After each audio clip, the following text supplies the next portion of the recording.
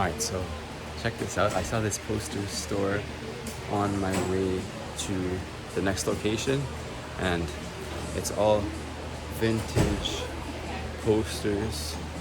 Some of them are interesting. This one says, "You don't have to be Jewish to love Levi's." Not sure if that's the brand or whatever. And then another whole bunch of them here, all from the 20th century, I am tempted to say, and it's not air conditioned in here, so I'm gonna leave. That's why there's all these fans on, but very interesting store. And they have quite a few clients, and it's cool. It goes from street to street, so you can see the light at the end of the tunnel there, and also here. So it's a entire block that the floor takes up, in fact. So this is an interesting building, which is the former telegraph capital of the world, the Western Union building. And this is their entire history here in brief. They had Thomas Edison working for them. At the beginning, it was just a bunch of businessmen who combined all of the fragmented telegraph companies across the US. But it's interesting that their most important service became providing services to the stock market and price updates, as well as different brokerage services. I'm not entirely sure how it worked, but this is where the former headquarters was, and apparently one of the biggest commercial buildings in all of New York City when it was still in use, and now I believe it's a museum. Another thing that's quirky about New York are these elevated parking garages, which try to maximize the space as much as possible. But if you're on the 4th floor, then you have to wait, I'm pretty sure, for the people underneath to get out before you can, so it has its pros and cons. This is the first real estate board that I've really looked into, so if you're on this building, which is a 2-bedroom apartment, then be ready to pay $3.5 million USD. And I think it is on like the 30th or 23rd floor, so probably more expensive on the 2-bedroom scene, but that's a large sum of money, so I don't think there's many young people coming here that are looking to buy property unless they have money from their family. So you already know about the New York Fire Department, but did you know about the New York Ghostbusters Department? So this is the Ghostbusters building. Apparently you can see that's the Ghostbusters sign, but there's no way to get in, at least as far as I can tell.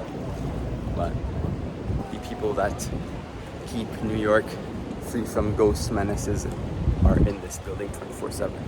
That's just a joke. I think it's just a museum or something.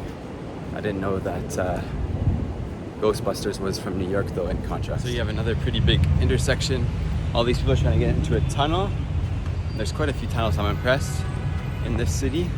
Now I'm heading towards both the Chelsea Market, oh, watch out for the sidewalk, the Chelsea Market and the High Line, which is a cool elevated pedestrian walkway, which is, sorry for the interruption, which is the thing I'm most excited for today. So that's the plan for the time being. I'm on the west side of now. I'm on the Hudson River Esplanade or Promenade. You can see people having picnics here on the edge, and I'm walking to my destination from the river because why not? I was inside the city, but it's way more pleasing to be here. So join me as I make the way towards the market and the High Line. On the waterfront in the Hudson River, each of these extrusions is called a pier. So this is Pier 52, and they have the former docking station here, the outline or the skeleton structure of it, since before this was a building where people would go into before boarding their boat, but now it's no longer used, and an artist made a skeleton of it, I suppose, for commemoration. Behind me you can see an illustration of the Hudson River Park, and this is what Manhattan Island looked like before, when there was no building. So you have the main island here, that's called Roosevelt Island. All of it now is pretty much concrete, so it's interesting to see the evolution over time through those pictures. Next we're going to something called Little Island, which is a little island, but many little islands. So I'm not sure how big it is, but enjoying it. So here I'm at the very top. It's like a base here, and that's the New York City skyline. This side is New Jersey, if I'm not mistaken, so less prominent buildings. And you can see another pier here behind me, but the main feature is definitely the southern end of Manhattan. So it was definitely worth the set of stairs to get. So here we go. After a bit of going back and forth, I finally found it. This is actually the southern end of the entire High Line, so it starts and ends here. And now I'm going up the stairs to get to the elevated part. It's amazing. So you can see even the old rail that was going here in both directions, so it's on the other side. And there's also a staircase that goes all the way up there. That's a lookout point, it seems, but I am not committed enough to go all the way there. But look at all of this greenery. It's like I'm in a forest, but you're on the second floor of the city, so I'm not on ground level right now.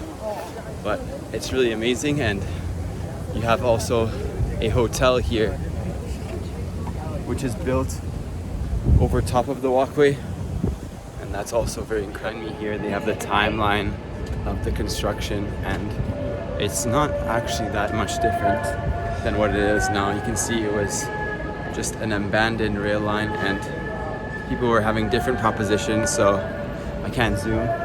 But somebody wanted to make a mile-long pool, which is really funny. So you can see here, that was the conception of the pool, but at the end of the day, they decided to make it a public one. All right, let's take a quick break from the upstairs, and now I'm back on the main level in this market. So it's called Chelsea Market, and it's an indoor-style market with many different boutiques. And I'll show you the other way since that's a longer corridor. But here you go, let me show you. And all the way through here, and it's pretty well known apparently. But I'm more interested in the High Line, which is once again the elevated track, so I'm gonna go back up there. Here on the left and right also we have some very innovative housing design, which reminds me of the Project 67 slightly in Montreal. But this one, much more glass and almost like a beehive. It's almost at the end, but two cool things here. First of all, this massive staircase, which is at the end of the High Line, and this building which has its feet on rails. So I think it's only this one. Oh no, they have other ones as well. And I definitely hope that it does not move, but maybe if they ever need to change a position, they put the wheels there to shift the building's position.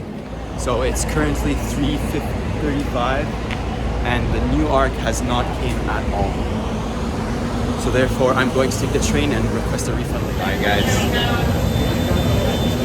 moments away from getting on the plane, and it's a bit delayed because of the rain, but nothing too crazy, and now we're on our way home. So very satisfied about the trip in general, and it's luckily not going to be a very long flight, so I should be home in only a few hours now.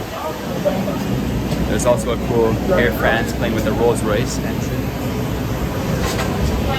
I'm not sure if I showed it, but anyways.